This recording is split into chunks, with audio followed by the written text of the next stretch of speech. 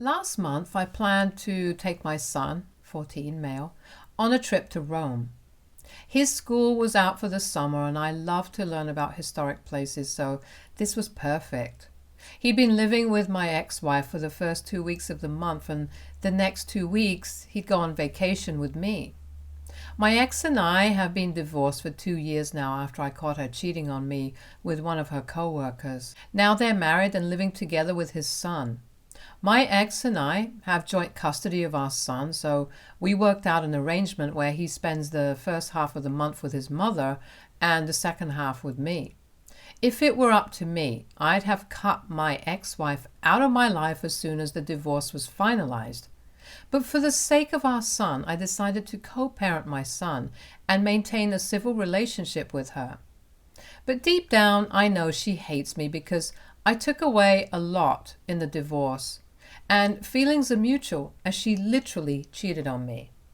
Anyway, I informed my ex-wife at the beginning of last month that I'd be taking my son with me to Rome, and so I'd need a few extra days with him before we left. Big mistake. As soon as I brought that up, she began insisting that I take her stepson, 12 male, with me as well. She said that she didn't want her stepson to feel left out, and that she was trying to be a good mother, so I should help her out. I said no straight away, since I had no intention of taking someone else's kid with me on vacation. She hadn't even offered to bear the cost for her stepson, which meant that I'd end up paying for both of them, which didn't even make sense or seem fair to me. I was appalled that she'd even expected me to say yes to this. I mean, why would I help her out regarding anything that doesn't concern our son?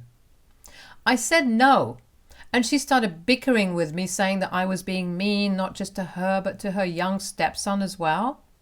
I told her to simply not inform her stepson about where his stepbrother was going, and he wouldn't feel left out.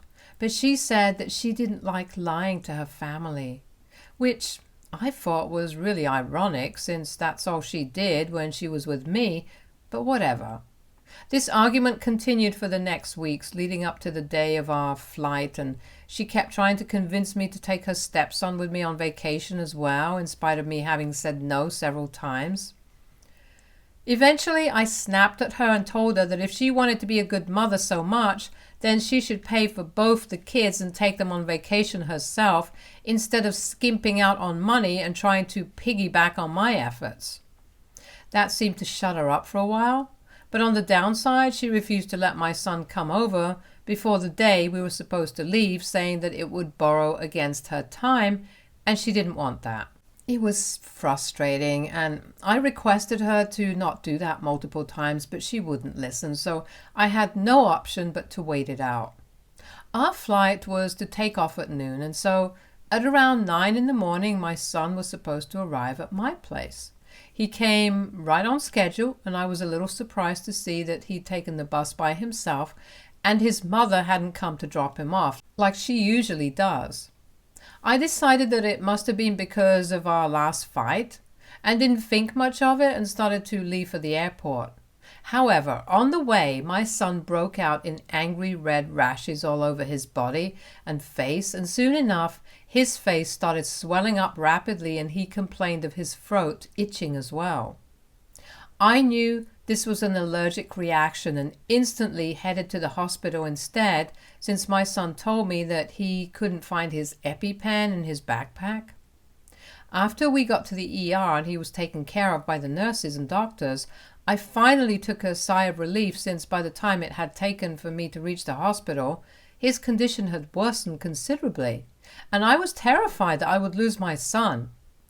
Then I was really confused and alarmed by this sudden turn of events, since we'd only had cereal for breakfast before leaving, and the only thing my son was so severely allergic to were peanuts, and I'm very sure that there were no traces of that in the cereal that I had. The doctors also confirmed that this was a severe allergic reaction, and so I decided to go through my son's belongings.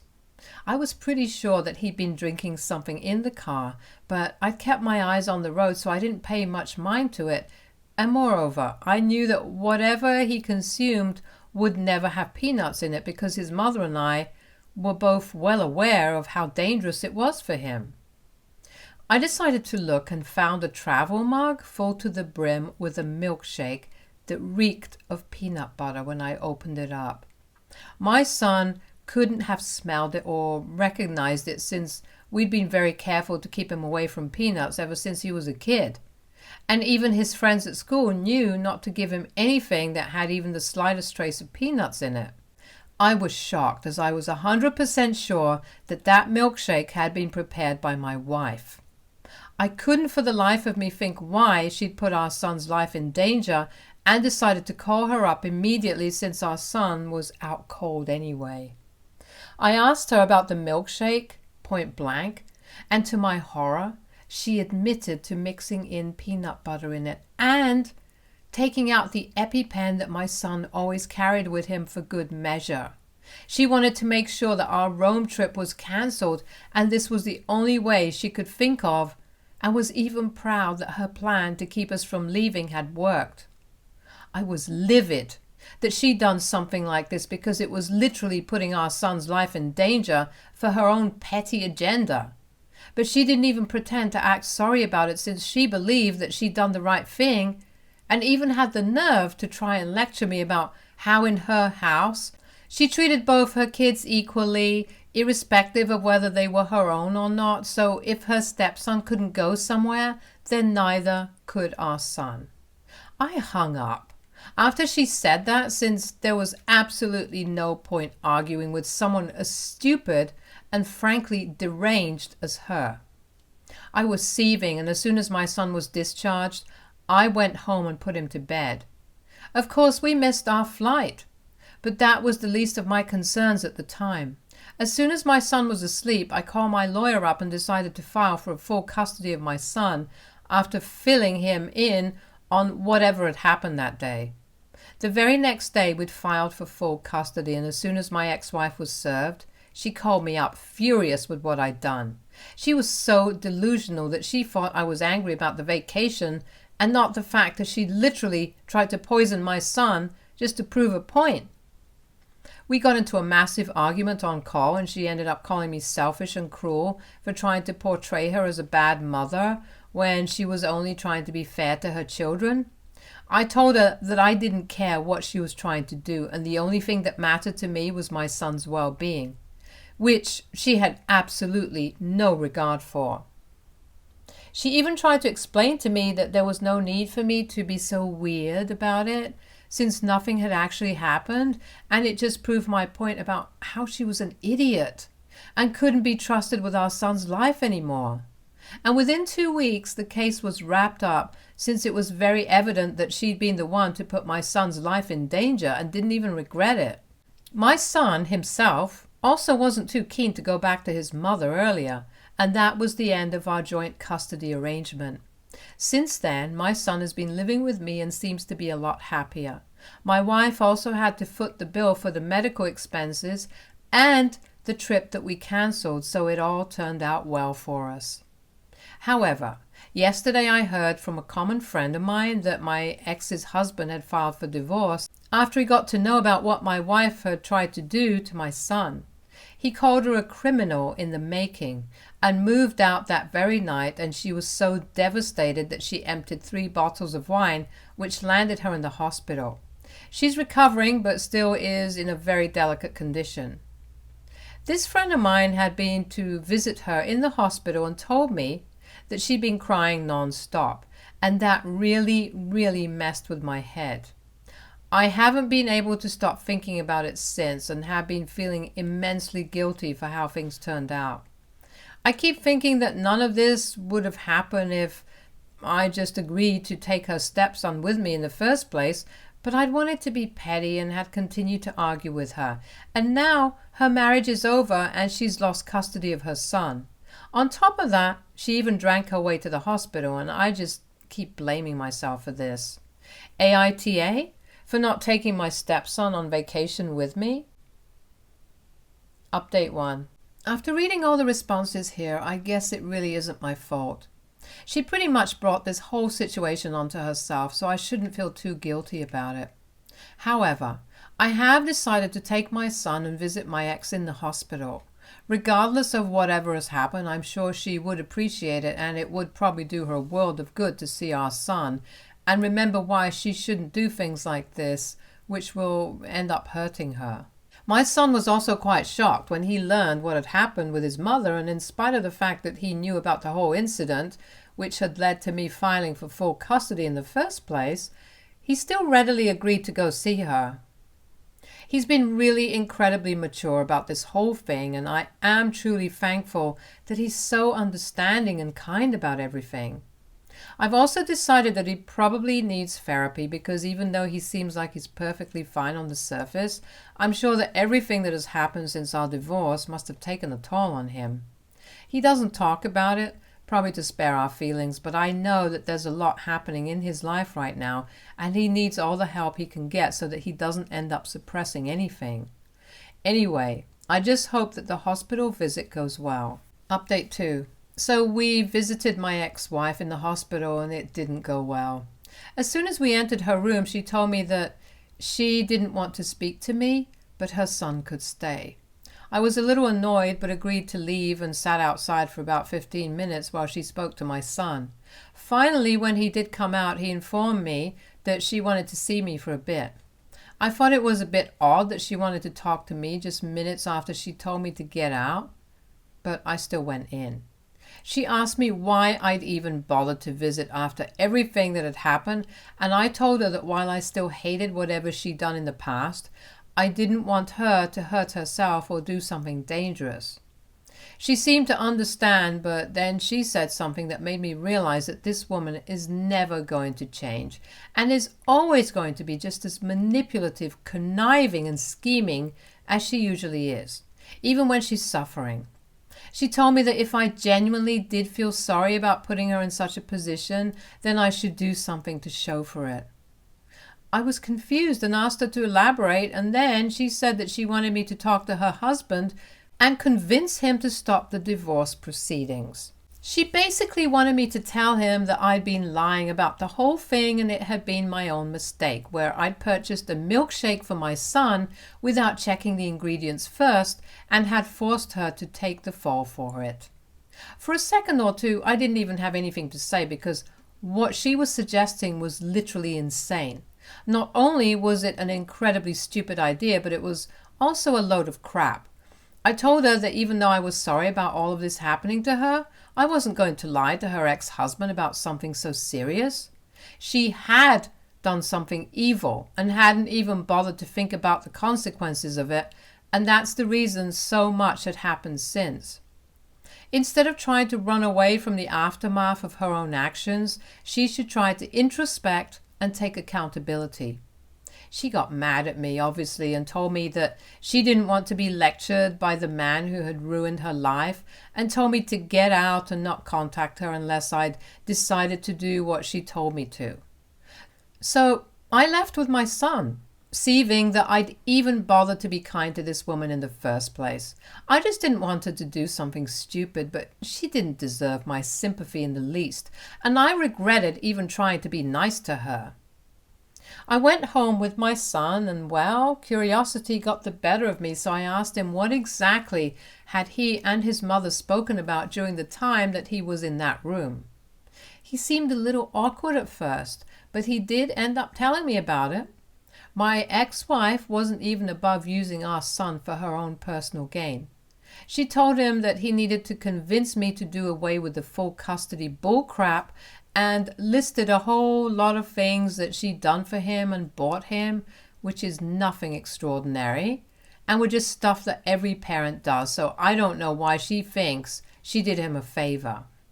He promised her that he'd talk to me about it, but confessed that he had no intention of going back to his mom ever, and told me that while he'd lived with her, she'd always seemed to pay more attention to her stepson, and the other kid even used to thrive on it. I'd never interacted with my ex's husband and stepson due to obvious reasons, but my son told me that the two of them would pretend that he was barely even there and would only speak to him if absolutely necessary.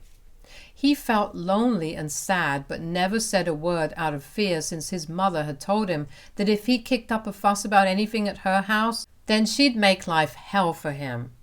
To make matters worse for him, she'd even told him that if he ever complained about anything that happened at her house to me, then she'd make sure he was taken away by CPS. Obviously, he was too terrified to say or do anything about it and suffered in silence for 2 years. When he finally told me all of this, I was appalled that his own mother was capable of such cruelty just because she wanted to impress her new family. After learning about all of this, I was really happy that I managed to get full custody of my son and planned on canceling even the supervised visits that my wife still had rights to in the foreseeable future. She had no business still trying to be in my son's life after what she'd done and how she treated him for these past few years. I don't even care what happens to her anymore, truth be told. She deserves every bad thing that's been happening to her, if not more, and I'm glad that I'm finally done with her. She doesn't deserve even the tiniest bit of sympathy from anyone. And if she tries to mess with me or my son again, then I'm going to make her regret it for the rest of her life. I'm also really thankful that I decided to get all this information out of my son because he's a quiet kid and would never have told me about any of this himself unless I asked.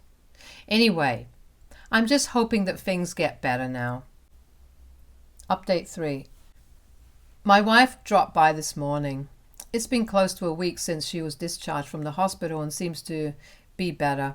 I wasn't expecting her to show up, but thankfully when she did come by, my son was already at school and I was headed to work, so I had an excuse to not want to spend much time with her.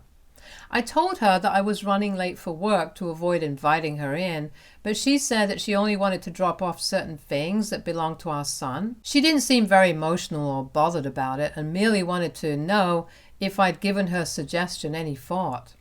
I couldn't believe that she was still harping on about that stupid idea in spite of what I'd told her that day, but I was in no mood to argue, so I told her that I hadn't and didn't bother to explain more. She didn't ask about it either, thankfully, and moved on to asking about our son instead.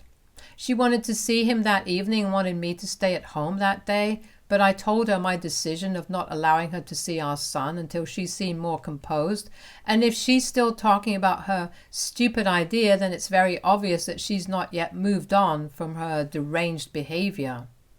I suggested that instead of wasting her time and energy in hatching stupid plots to push someone else under the bus for her own actions, she should probably look into therapy so that she can become a better person who's fit to be a mother. But she didn't seem to care much for my advice and told me that I had to stay at home this evening because she wanted to see her son, and when I said no yet again, she started yelling at me in the middle of the street about how I was being cruel. She accused me of trying to ruin her life simply because she cheated on me, and I just couldn't let that go, even for our son's sake. I couldn't take it anymore, and I told her that she was insane and needed serious help, which was actually the real reason I wasn't going to allow her to come close to our son anymore unless she did something about herself. She tried to yell at me some more, but I'd already gotten into my car and had started driving away. I could see that she was throwing a temper tantrum through the rearview mirror, but that wasn't my problem anymore, and I was glad to get away from her. I hope she gets the message and just stays away from us now, because I don't think I have the patience or energy to deal with her psycho behavior anymore. I just can't deal with her. Update 4. Well, things got pretty insane after I came back home from work. My son informed me that he'd been staying back late at school for some drama club work, and after that he was going to head over to a friend's place since he'd been invited for dinner. I was okay with all of that, and that was it. I got home at around 7 in the evening and found a bizarre scene. My ex-wife was still standing in front of my house and was talking to some people in uniform very intensely, and I could see that while talking she was crying uncontrollably as well, and one woman actually had her arm wrapped around her to console her. I was really confused by this scene, but it all became crystal clear to me when she screamed as soon as she saw me and started saying, "It's him!" repeatedly. I don't know if she was hysterical or just putting on a show, but 2 men in uniform approached me and informed me that my ex-wife had actually called CPS on me and accused me of sending our son away without her prior consent. They'd shown up just a couple of minutes before I had, and while my ex had been crying hysterically, she'd still managed to convince them on the call that her son's life was in danger. I was so over this whole thing and couldn't even be bothered to hide the annoyance in my voice while I explained the whole situation right from the divorce to the officers. They looked pretty pissed off as well, since my wife had not only lied to them, but had also wasted their time. They let her off with a warning, but told her that if she was caught loitering around my house again, then they wouldn't be so lenient, and then forced her to drive away. I was glad to be rid of her and hoped that this would be the last time she'd bother me. I was going to make sure of it anyway, because I'm planning on filing a restraining order against her soon, so that she is forced to leave me and my son alone. After everyone left, my neighbors filled me in on the fact that she'd apparently been waiting all day outside my house in her car after I left. I guess she assumed that my son would be back home in time, and when he didn't come back as she'd expected him to, she decided to stir up some trouble. I'm relieved that he didn't have to face her on his own, though. I'm going to talk to my lawyer about this soon, and hopefully we'll be able to shake her off soon. Update 5. We did it. 3 weeks have passed since the last update, and well, we finally were able to have a restraining order of 5 years passed against my ex-wife. So now she's not only in the middle of a divorce, but also cannot ever come close to me and my son again. All thanks to her own insanity. My son and I are planning to take off to Rome in a few weeks, and even though it'll be a much shorter trip, we'll still try to make it all worth it. Stay tuned for more stories from our girl relationships.